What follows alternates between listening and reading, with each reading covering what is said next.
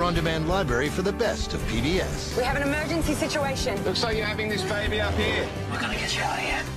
Really? I'm intrigued. What? How do you know that? This experience, I'm going to carry with me the rest of my life. I'm Alvin Ailey. I'm a choreographer. I create movement. I'm searching for truth in movement. These and other shows from your PBS station are available with Passport on the PBS Video app. Download it today. You're watching New England Public Media on WGBY Springfield.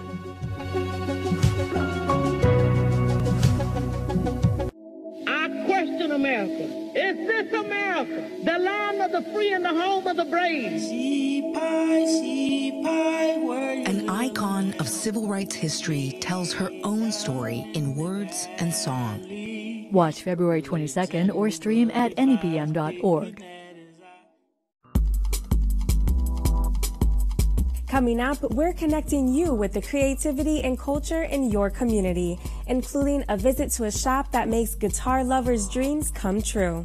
Replacing pickups, hot rodding guitars, making them a better playing guitar for the specific needs of a local musician. Music and education meet social justice for some local students.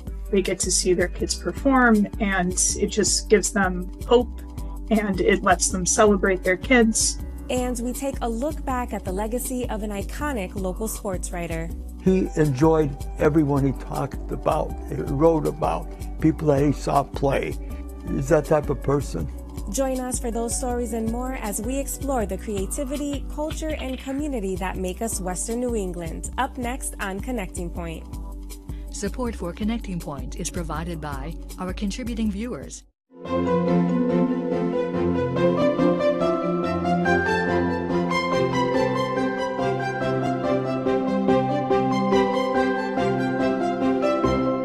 Welcome, and thanks for joining us for Connecting Point, your source for creativity, culture, and community. I'm Saidalis Bauer.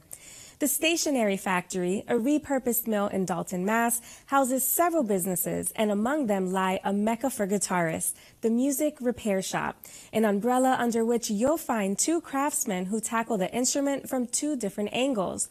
JW Handcrafted provides all your luthier needs, while Moddjobs will service or hot rod your amplifier. And both will custom build you the guitar or amp of your dreams. Connecting Point's Brian Sullivan takes us to Berkshire County in search of six-string bliss. It's a cold Saturday night in the Berkshires, and local musician Jack Waldheim is prepping to warm up the near-capacity crowd with some tunes at the Shire Brew House. Once the music gets going, it almost sounds like there's a lot more than just one musician up there. The casual observer may even assume that there's a pre-recorded backing track. Well, there is, in a way.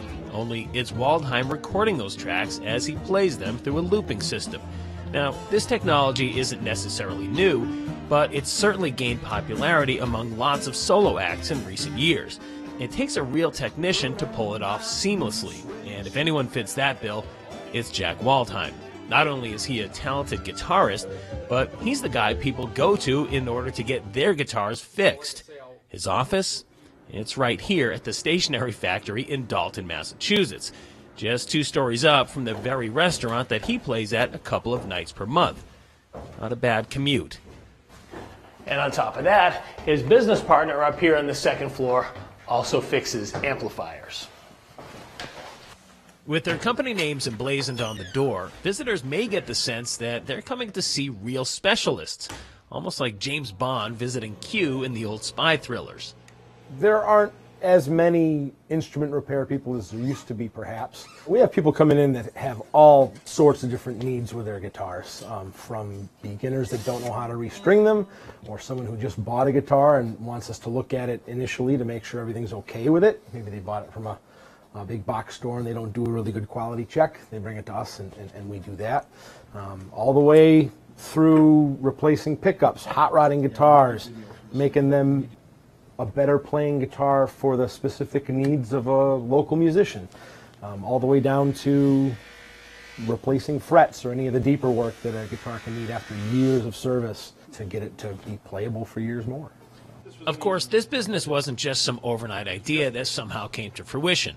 Waldheim and business partner Nick Winnard had already established themselves as repair specialists, working side by side at a local music shop for over 20 years.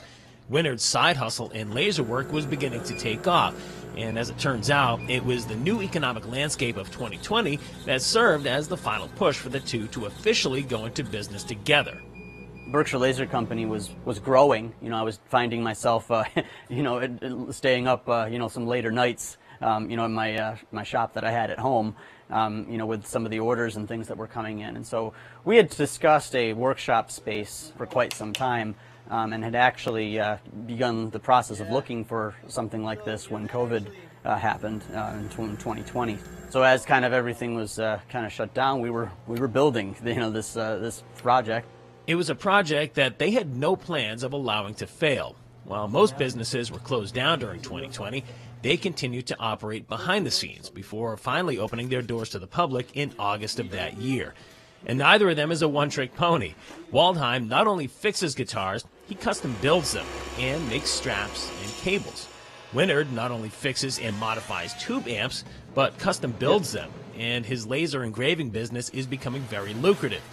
They may not have known it at the time, but 2020 turned out to be their best chance to get out of retail and turn their hobbies into their livelihoods. After 25 years locally fixing instruments, we had a lot of customers that already knew about us and were looking to find us when we moved here. Also, being part of the local music scene, there's a community of music around here that's always been really positive. And knowing everybody in that community as a musician, they also know me as a repair guy from my long time doing it, and they have found me here. I think that it's been a decision that has been exciting. I mean, I've seen more growth in this year with both the custom amplifier builds that I've been doing, the repair business, as well as the laser engraving. And being able to kind of guide the growth in those areas, I think, has been the biggest thing. Because I know there are things that started off just as something that I did because I loved to do it. They were hobbies that were supporting themselves, and then that started to grow into something more.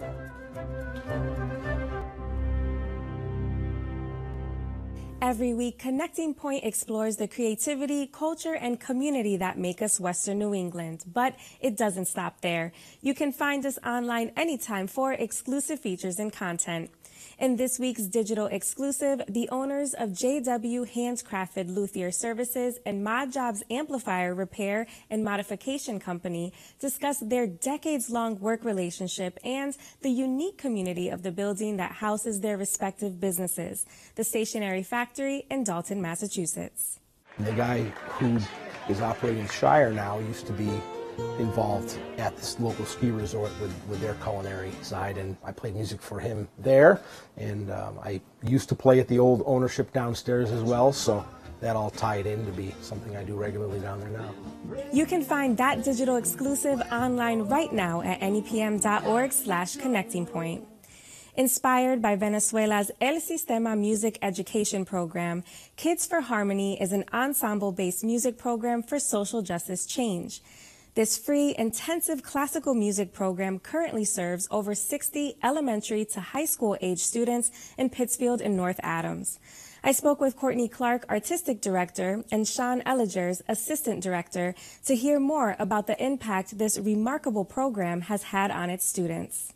So typically with social services, people come in when there's already a problem or an issue in their lives. And with Kids for Harmony, we're establishing those relationships with the students and the families early on. So then later on down the road, if something does happen, they already have a support system that they're connected to, which makes it a lot easier on families. It's not as intimidating for them to access different services within our agency. And it makes it unique to our El Sistema inspired program that we're in the social service agency. And right now, the program currently serves over 60 students in Pittsfield and North Adams in the Berkshires. How have you both witnessed this art form impact the children? And how have you also witnessed this art form in music impact social change? I think every day I witness something really nice happening with our students. I think one of our goals in general is to just give the students an outlet to feel good about themselves. And we try to do that through a bunch of different things, whether it's performance or we actually offer composition to our students as well. So whether a student is practicing really hard and getting into an audition that they worked really hard to get into and makes them feel good about that way, or just achieving, they play a couple measures of music really well and they feel good about themselves that way, or they compose a piece of music and their students, their peers are telling them that was a great piece, really, really great. And that just makes them feel good, and you can tell that motivates them to keep going. I don't know, that's the change that I see every day, and it's really, really, it's really rewarding. I can imagine the confidence boost that being part of this program gives the students. I've also seen a change in the families as well, because, they get to see their kids perform, and it just gives them hope, and it lets them celebrate their kids.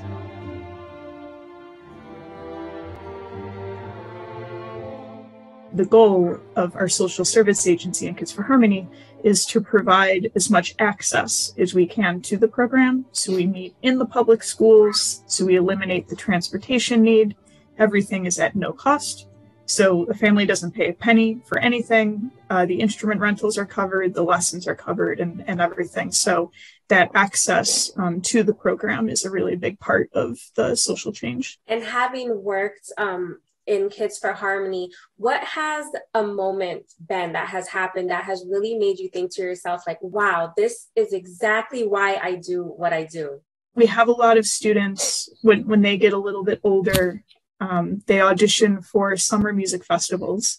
And one of those is the YOLA National Festival out in Los Angeles. And if they're able to get into this festival, then it's an all expenses paid flight out there, all the room and board and everything. And they practice music intensively all day. And they get to connect with other kids from other El Sistema inspired programs and other teachers. And there's a lot of the teachers also go out for a music educator symposium. And so we get to see all of our students get together and perform together. And the kids are just so excited by that opportunity. And those big opportunities like that are what make the everyday little things worth it. I run the composition program, so I'm really close with the kids as they work on constructing their own pieces. And recently, one of our students, Davis, was asked to write a full symphony, which he did. And we printed out the score to give to him. He had to make some edits, and just handing him the printed out score, he was like running around celebrating, like, it's here, it's ready. And he's just over the moon, and he's so excited. And that's just I don't know, it's just so exciting to see. Talking about like writing a full symphony, like this is some high level musical excellence and success that the children achieve during Kids for Harmony. I know, Courtney, you were talking about the Los Angeles trip. Tell me more about some of the amazing opportunities that have come about for the students that have been part of this program. We have a lot of opportunities that range from smaller things in the community to bigger things like the trip to Los Angeles. We perform for a lot of different community events, so the kids can get connected to the community that way. There's also, through that YOLA National Festival I was talking about, they have a more intensive program where we had a student able to travel to Scotland and London before the pandemic happened to connect with other musicians more on a global scale.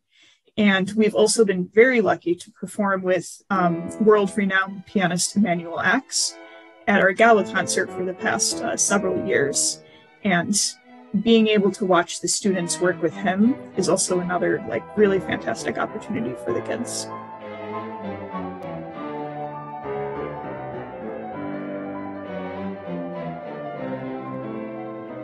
Now, as artistic director and assistant director, what are some of the things that the kids have taught you about yourselves during Kids for Harmony?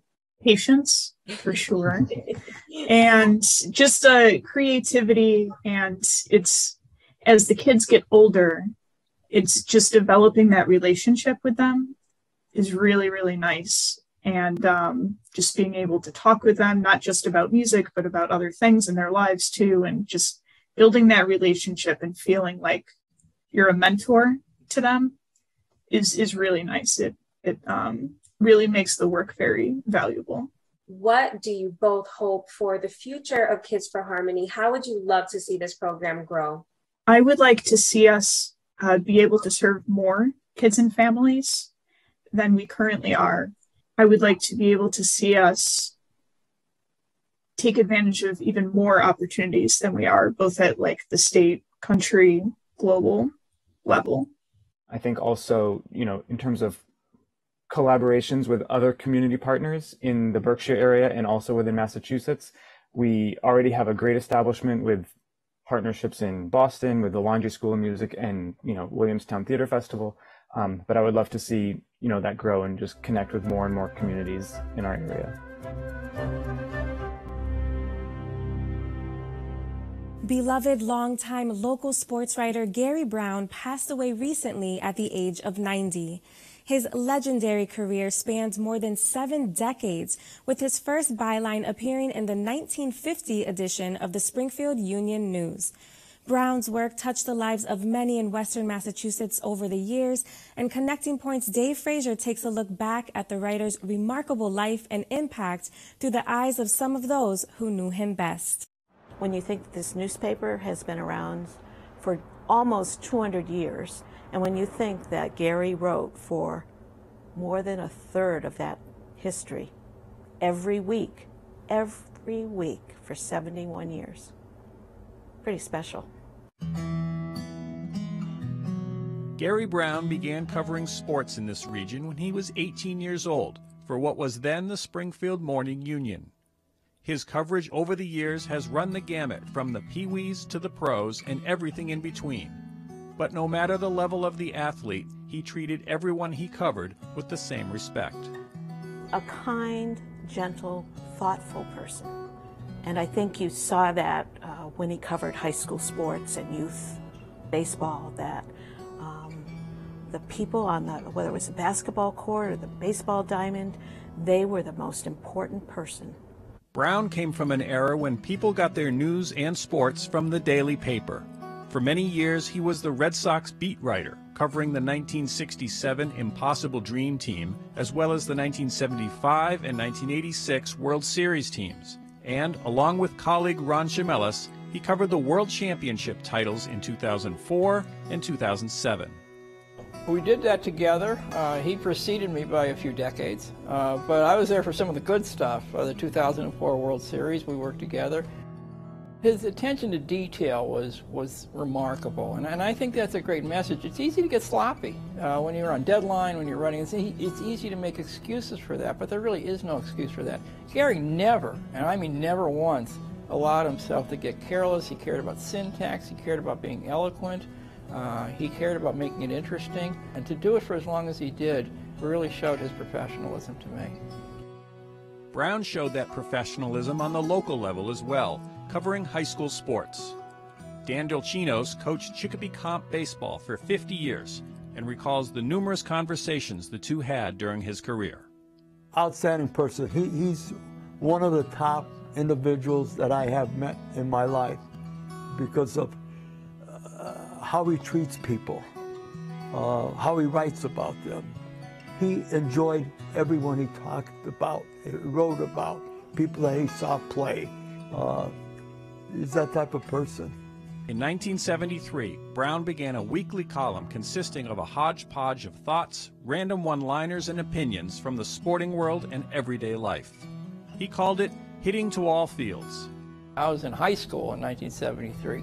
And the fact that it survived these many iterations of the newspaper and of media and of teams and still remained interesting, people really were honored to be mentioned in Hitting to All Fields. That was a big deal. There was something there for everybody, right down to Venus the Labrador Retriever, or, you know, Cookie the Shih Tzu, Who Remembers This, Honk If You Love That.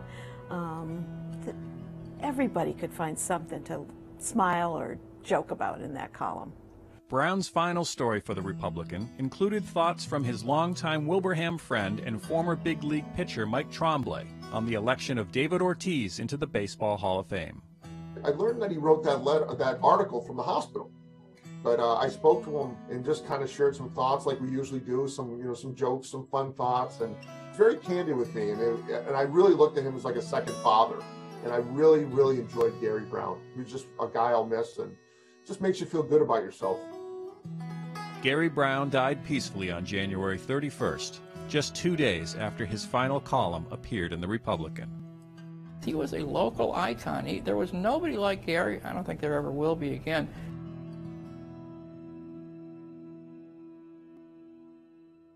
Holyoke Community College Professor of Anthropology Vanessa Martinez has been awarded the 2022 Thomas Ehrlich Civically Engaged Faculty Award from Campus Compact, a national coalition of colleges and universities. Martinez was recognized for her outstanding work in teaching, which has inspired her students to take on community leadership roles. She joins me to discuss both the importance of community engagement and the strategies necessary to make an impact. I've always been, save the world, care about your neighbor, take care of other people kind of person. And so for me, teaching is about really getting students to see themselves as change makers. And what better way to do that than in their own communities? And so that for me says it all. Like if I can get them thinking about how to see the learning that they're doing and ways to help their community, I've done my job. Western New England is very culturally diverse, and your academic work focuses on storytelling, culturally responsive instruction, and cultural humility. Why are these three focuses important in community engagement, and are they relevant regardless of the community that you choose to be active in? Yes, they are absolutely relevant in every community, but how they work in those communities may look different. So, some of the foundations of like cultural humility, for example, cultural humility comes from the work of doctors Melanie Tervalon and Jan Marie Garcia.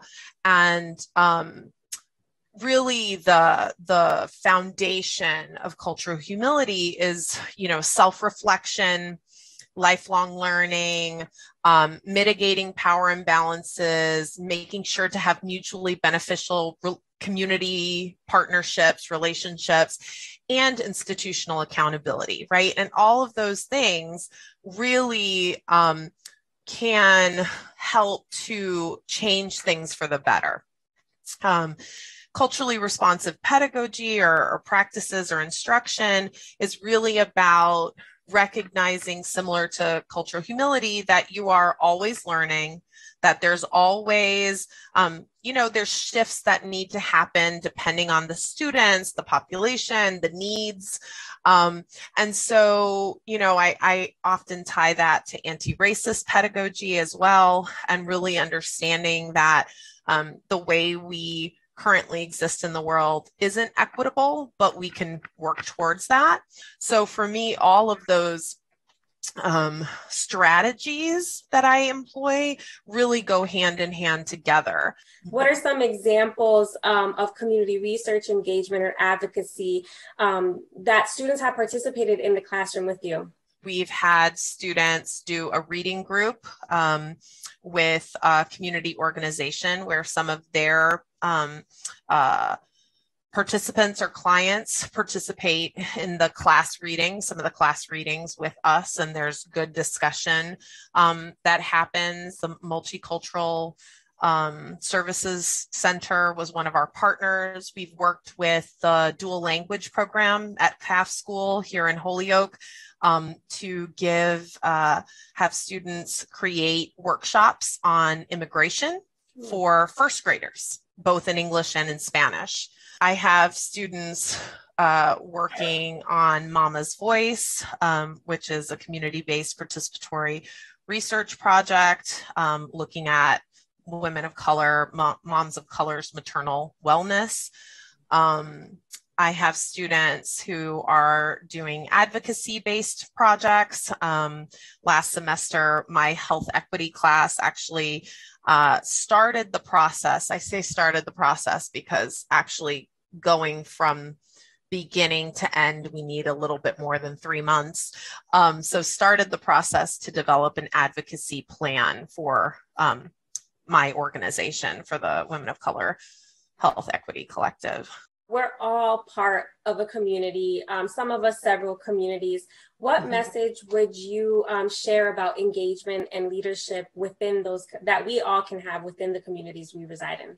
Start small, find people that are doing the work that might be able to mentor you, and also recognize that it is likely that you're going to make mistakes. When I first developed the community engaged social action project that I did my first few years of teaching, I didn't have as much experience. And so I tried to give students sort of as much framework before they entered the community as possible.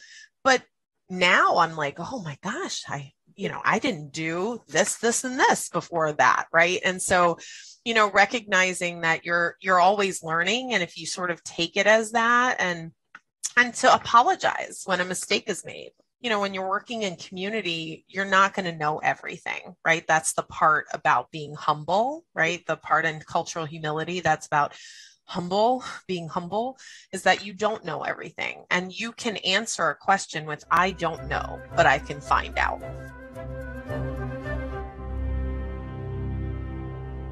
If you'd like to learn more about Professor Martinez's civically engaged work, head over to our webpage right now for a digital extra in which she discusses the college's new Community Leadership Certificate program and why it's so important for communities in our region. And remember, you can always find all of the stories that you saw in this episode, as well as exclusive features, digital-only content, and so much more online anytime at nepm.org/connectingpoint. That does it for this edition of Connecting Point. Please be sure to join us again every week right here for more stories of the creativity, culture, and community that make us Western New England. I'm Saidalis Bauer. Thanks for watching and have a good night. Support for Connecting Point is provided by our contributing viewers.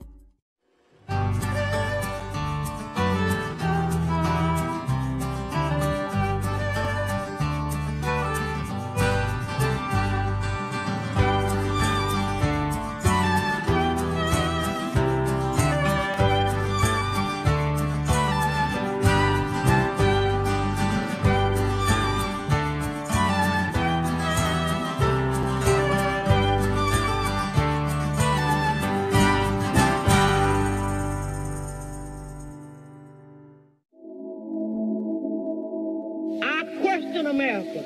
Is this America, the land of the free and the home of the brave? An icon of civil rights history tells her own story in words and song. And we've been down so long, we ain't got no other way to go but up. Fannie Lou Hamer's America, February 22nd, or stream at nepm.org. Longmeadow. Israel. Israel, yes. 61 seasons of local high school wits. Frontier. Venus. Venus, yes. As schools match wits, pits area high schools against each other in a fun, competitive quiz show. We'll take world events, 30. Watch your favorite weekly quiz shows Saturday night at 7 or stream it at nepm.org. This week, it's Frontier Regional versus Longmeadow on As Schools Match Wits.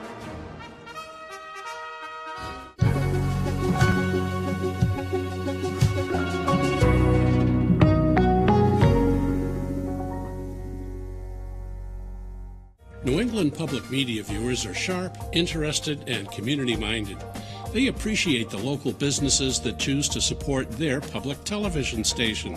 The name of your business or organization could be in front of those viewers every day when you become a sponsor of NEPM TV programs. I'm Bruce Stebbins. My colleagues and I at NEPM would love to help get your company's name on the air. Email sponsorship@nepm.org. In the event of a lockdown, there are simple steps to take that will keep us all safe. Some people will say, oh, it's just some kid playing. The problem is we can't take that risk anymore. It feels very scary. Sometimes I don't want to come to school because I think I might not come home the next day. So were you suggesting and perhaps somebody should have been armed and killed somebody? Ready! Fire! The building lockdown drill is now over. Watch Bulletproof Monday at 10 or stream at anypm.org. Before you knew it, we were married. It's the top of the top, the creme de la creme. It's the best of Valley Voices Story Slam. The top 3 storytellers from each of this fall's slams battle it out at the Academy of Music. Whose tale will take the top prize? Join us Saturday, February 19th, and you'll get to vote on the winner. We're doing this right. Proof of vaccination is required and seating is limited. So get your tickets for the best of Valley Voices Story Slam at nepm.org. You're watching New England Public Media, WGBY Springfield.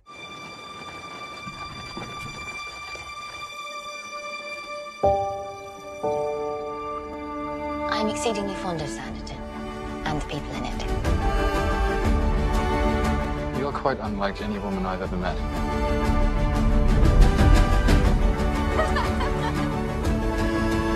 Who are you dreaming of? Love is not as simple as you seem to think. The new season of Sanditon premieres March 20th on NEP.